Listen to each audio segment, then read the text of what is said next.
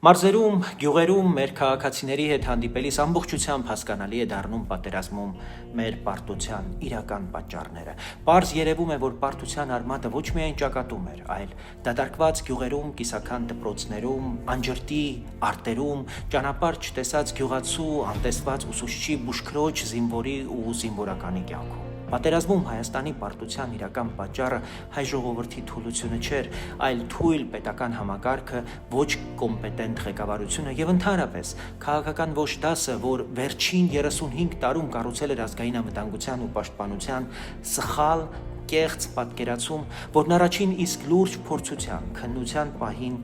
հիմնավորապես փլվեց։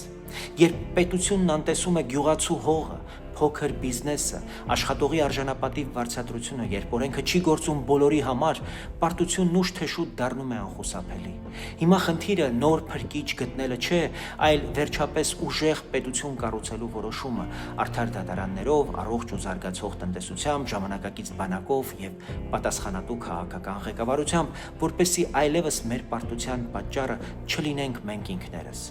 Ահա մեր բանաձևը՝ երջանիկ քաղաքացի հզոր պետություն, ինքնաբավ քաղաքացի ուժեղ պետություն, առողջ քաղաքացի ուժեղ պետություն, կրթված քաղաքացի ուժեղ պետություն, հարուստ քաղաքացի ուժեղ պետություն։